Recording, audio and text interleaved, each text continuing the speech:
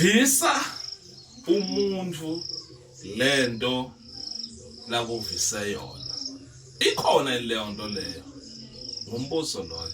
I-answer yakhona ethi yes, ikhona into le kanjalo. Uyaviswa yini umuntu into la kuvise yona? Yebo, ikhona into yalapho. Lapho lo mkhulu lona walandwa kude.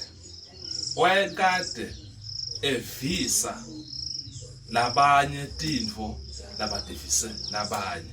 Wendani ke lo mkhulu lona? Lo mkhulu lona uyamthatha umbeke kunasesikhali. Uthathe lesikhali usifake kuphi?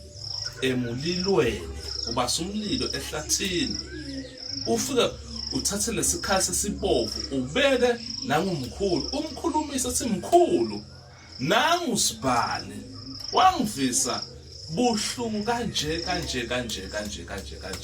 Nangusibani wafike washaya ingane yami lakhaya yafa. Lokhu langivisa kona, hamba mkhulu uyongendela kona kuye akuve ukuthi uyoba umnandi kanjani. Nangusibani uyasilwisa lakhaya kanje. Nangusibani bengiphila naye wangivisa buhlungu kanje. Lo buhlungu langivisa bona ngiyabuguqula manje. Ngithi hamba mkhulu ububhekise kuye.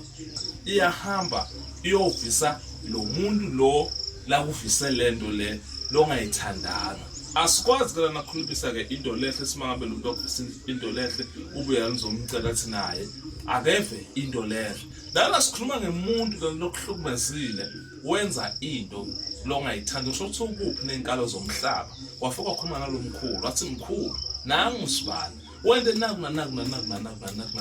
empilweni yami. Akube njalo nakuwe. Iyahamba lento iyokwenda lowo msebenzi loyo. Ungahambi ke wenza izinto kubantu ebangeke bayithanda ngoba mabafika thina sibanikeza lento oyenze kubo nakuwe izokwenzeka seyiphindeka sikhombisa. Sisebenzisa nangumkhulu sithi akasenzele lo msebenzi ngoba oyekade vele enza lo msebenzi ke vele azwa kakhulu ukuthi vele uyayenza lento.